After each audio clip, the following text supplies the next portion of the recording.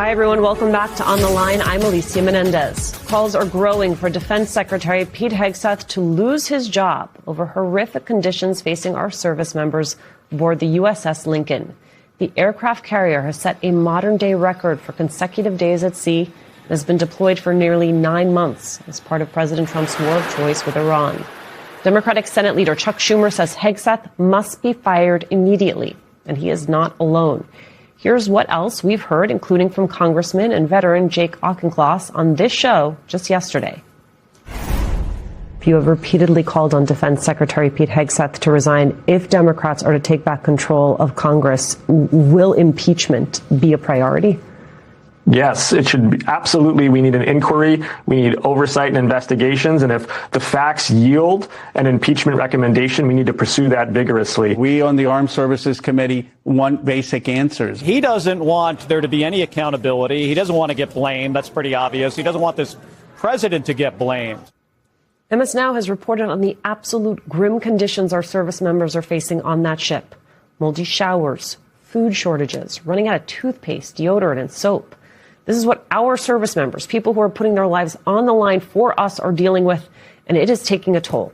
A sailor jumped overboard last week and was in water for about an hour before being rescued. The sailor's wife told MS Now that days earlier her husband texted her, quote, "I think the boat is finally getting to me, and I really don't think I can keep up my Peace Act anymore." Hegseth was asked about the dire moment for our service members. Take a listen. Completely misrepresented. Listen, we make sure that every ship, every crew, every captain has everything we can provide them at every single moment. Some deployments are longer than others, and I have more respect and gratitude for those sailors than anybody. With the health and dignity of our troops on the line, I want to bring in MS Now reporter Priya Sridhar, who has been doing that incredible reporting for us. Vaughn Hilliard is still with us. I also want to bring in Amy McGrath, retired U.S. Marine Corps Lieutenant Colonel and the founder of Democratic Majority Action PAC, and MS Now political analyst Tim Miller, host of the Bulwark podcast. Amy, what we just heard there from Secretary Hegseth, is that sufficient? No, because nobody trusts Secretary Hegseth. He has an integrity problem. He's had that from the start. Look, there's always stresses of being on deployment, and the longer the tour, the harder it becomes. I think the conditions of being in a combat zone for such a long period of time during these conditions makes it very, very difficult for those sailors that are out there. Sailors, soldiers, and Marines enduring harsh conditions, frankly, is not new.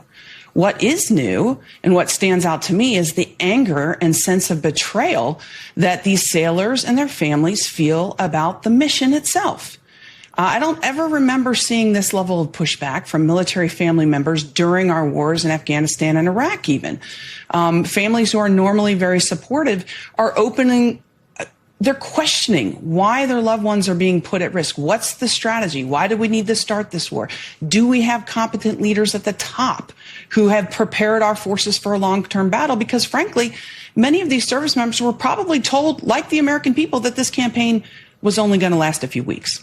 I mean, Tim, to the point that Amy's making, this is about a ship the way that Moby Dick is about a whale. The administration has not given these service members a clear rationale for why they are there in the first place. DOD isn't just responsible for the conditions of the ship. They are responsible for why these service members have been deployed.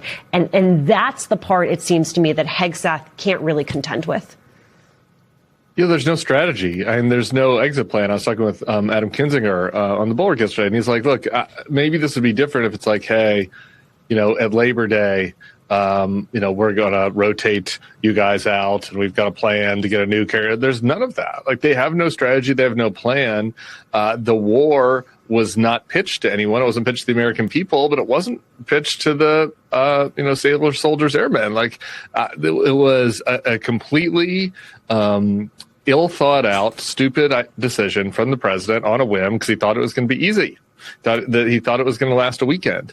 And here we are. And these sailors have been out there for 250 days. I mean, the usual kind of rotation where you at least go to port, and is every 30 to 45 days. This is way, way, way beyond that. So it's no surprise that the morale is low, and especially when there's no end in sight. Right. And Priya, this is capturing the attention of members of Congress. California Senator Adam Schiff, who is from the same state as this ship, spoke about the conditions with our colleague, Peter Alexander. Take a listen to what they said. We've had, I know, at least one family of someone aboard interact with our office and complain about the lack of food and the poor quality of food, saying that was certainly in terrible shape. And that was early on. So I can only imagine months later how much worse it is now. Priya, we highlighted your reporting speaking to the wife of that sailor who jumped overboard. What else did she say to you about what's been going on there? Yeah, that's right, Alicia. It was an absolutely heartbreaking story. This young woman is just 19 years old. She actually had a baby girl back in February while her husband was on this deployment. He actually got an opportunity to meet that baby for the first time before he was admitted to Balboa Naval Medical Center in San Diego after he was medically evacuated from the ship after he jumped overboard last Monday. She told me she wasn't entirely surprised that this happened because he had been expressing to her repeatedly during this deployment that he was exhausted. He was an aviation mechanic who worked on the aircraft carrier's flight deck, and he also expressed concerns about safety conditions there because he said that his prescription contact lenses had expired, and he expressed both of his mental health concerns and those safety concerns to his chain of command, she says, and to the ship's medical team, and she says that they just brushed it off. And what was even more concerning, Alicia, is she tells me that after she discovered his suicide attempt from one of his squadron mates back on Monday, she reached out to the Navy to find out more information, and they did not get back to her about anything until Friday, 5 days later. So yet again, it just shows a little bit of a lack of transparency here. And this is just one sailor's story of the 5,000 sailors who are on that aircraft carrier.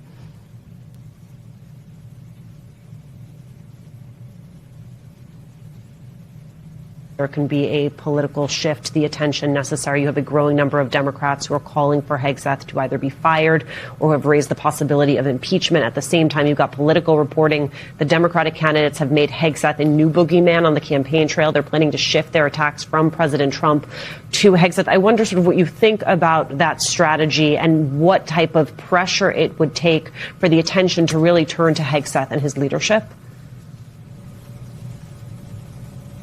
Amy, sorry. Oh, I'm sorry. Yeah, so I think Hegseth should be a political target for Democrats because he is so incompetent. And it is putting our military at risk. It's putting our country at risk. I mean, his treatment of the military from the start has been terrible. You can talk about all the silly stuff, like the pulling down photos of diversity in the force or the ridiculous stressing down of the top military officers last year, the admirals and generals that he has not promoted because of their color or gender. But the biggest problem with Pete Hegseth is his incompetence and his lack of integrity. The military doesn't need to be coddled, doesn't need to be treated well even. But what the military needs is a Secretary of Defense who is competent at the top, who is going to make sure that he does the things that only the Secretary of Defense can do, like partnerships and making sure we don't get into a war where we're going to get clobbered strategically. Those are the big things. And the integrity piece is so important. This is a man who has lied about the Strait of Hormuz being open. He's lied about the operation. He's encouraged the military to perform war crimes. He's covered up the casualties of this war. People just don't believe him anymore, and that's why he needs to go. Right, and Vaughn, what we're hearing from Amy's analysis is so fundamentally different from what we're hearing from President Trump, who's continued to support Hegseth publicly, says he has faith in him. Just take a listen. The Secretary of War, Pete Hegseth, and he's had some good victories lately, I will tell you. He's going to have a lot more. Pete Hegseth, incredible. We have just a great group of people. Pete Hegseth, who was born for this role. I mean, he's doing a great job. Okay, but fuller context here. You have the reporting that Trump's frustration with the Iran war boiled over at last week's Camp David summit, where he demanded answers on munition shortages. Hegseth was aboard that special decoy flight out of the Middle East, though unlike Trump, he did not sneak aboard. Why this enduring loyalty to Hegseth on the part of the president? Pete Hegseth is still, Alicia, carrying out the orders of the president himself. This is a war that the president of the United States decided to go forward with and commanded his Pentagon to move forward with these offensive strikes on February 28th. This is something that Donald Trump has suggested would be able to be negotiated, and yet every step of the way, the fault of the continualness of the war has not been the strategy in his mind, but it is the difficulty that is the Iranians' ability to maintain its offensive posture in keeping this war going. And I think that it goes back to people like Mark Esper and James Mattis from the first Trump administration, and the commitment by the transition team this go around to install people into these cabinet positions that would be unyieldingly loyal to him and his wishes. And that's exactly what he got in November of 2024 when he selected Pete Hegseth, right? He made it through narrowly through the confirmation process despite deep reservations from people like veteran Joni Ernst. And so in so many ways, what we're watching transpire now, the president really can't lay at the feet of Pete Hegseth. And I think that that is where the reporting from Priya and from our colleague Lindsay are so relevant to this moment, because it's human impact stories that are the ones that are hardest to spin. And understanding that soldiers are not in the position to speak out, and their family members are hesitant to do so as well, knowing the potential implications of an administration that has gone after individuals that they deem leakers or individuals who they deem to be seeking to undermine the mission of the American military. We saw them pull the national security credentials from the former Air Force secretary that served under the Biden administration for simply talking with the New York Times on the record about questions as it related to the new Air Force One. And so we have seen this Pentagon and this administration go after Alyssa Slotkin, go after Mark Kelly. And so there has been a very clear statement that has been made by Pete Hegseth on behalf of the president that they are willing to go after anybody that tries to undermine the mission of the U.S. military. And so for right now, he's a pretty good option that continues to exist despite the frustrations of the continuing war. Tim, who is the bigger risk for Hegseth, the president growing frustrated with him or Democrats seeking to impeach him? The president. And, look, I think there are a couple of ways to look at why there is not more buzz about moving on from Pete Hegseth around MAGA circles. It's not as if they have not been willing to push aside people in this cabinet who have not performed well. It has tended to all be women, is something that I guess would be noteworthy, whether that be Kristi Noem or Tulsi Gabbard or Pam Bondi. So the administration and Trump himself has moved on from people. So the fact that he's not, given just the plain failures that anybody who has eyes can see, leads you to wonder a couple things. I mean, maybe it's as simple as Vaughn was saying, Pete Hegseth is just carrying out Trump's orders, and for Trump to move on from Hegseth would be for Trump to look inside himself and talk about his own and reflect on his own mistakes, which is not something that Donald Trump does. So maybe it's as simple as that. I think a more ominous potential that we should at least think about is, I think the other person I would look at who's extremely incompetent, who is staying in this administration despite tons of terrible press, is Kash Patel.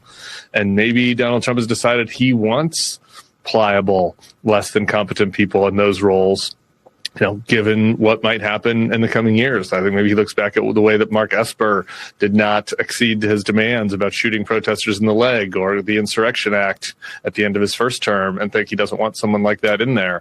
And he'd rather have somebody incompetent and pliable. I think that is also a real possibility.